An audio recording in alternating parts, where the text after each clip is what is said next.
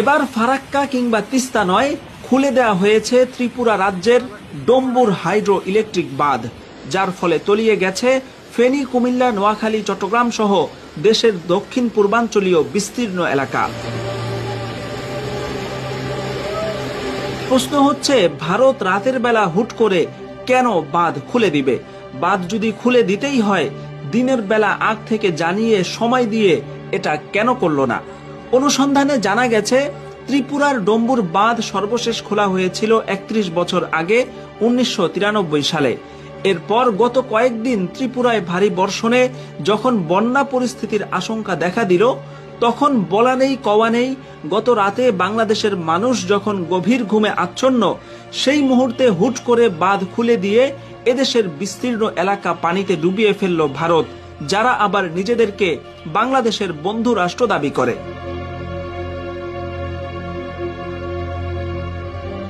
বাংলাদেশের মানুষের মধ্যে ভারত বিদ্বেষ এত প্রবল কেন, সেটা নিয়ে ভারতে ব্যাপক সমালোচনা হয়। কিন্তু ঠিক কী কারণে বাংলাদেশিদের মধ্যে ভারতের প্রতি এত ক্ষোভ, সেটা নিয়ে তাদের মাথা ব্যথা নেই। বর্তমানে বিজেপি শাসিত ত্রিপুরার মুখ্যমন্ত্রী মানিক সাহা হচ্ছেন চরম মুসলিম বিদ্বেষী একজন উগ্র হিন্দু। বাংলাদেশের জনসাধারণের প্রতিও তিনি বিরূপ চিন্তা লালন করেন। যেই শেখ হাসিনা এদেশে এতগুলো মানুষকে হত্যা করেছে, তাকে সর্বপ্রথম ভারতের ত্রিপুরাতেই আশ্রয় দেওয়া হয়েছিল। ত্রিপুরা থেকে আসা সাম্প্রতিক বন্যায় বৃহত্তর ফেনী, নোয়াখালী, কুমিল্লা অঞ্চলে ভয়াবহ মানবিক বিপর্যয় দেখা দিয়েছে। এ অঞ্চলে নৌকা এবং স্পিড বোটের চলাচল কম বিধায় উদ্ধার কাজেও ব্যাপক প্রতিবন্ধকতা তৈরি হয়েছে।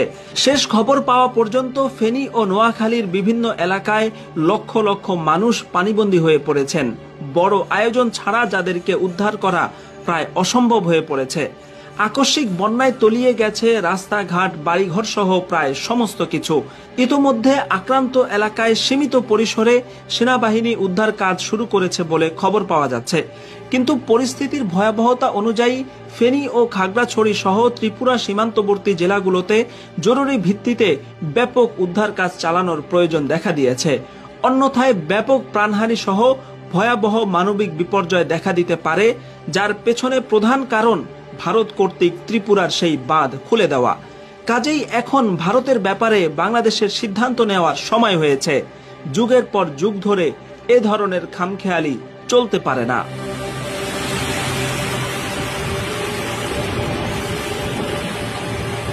कितना बड़ा डैम है।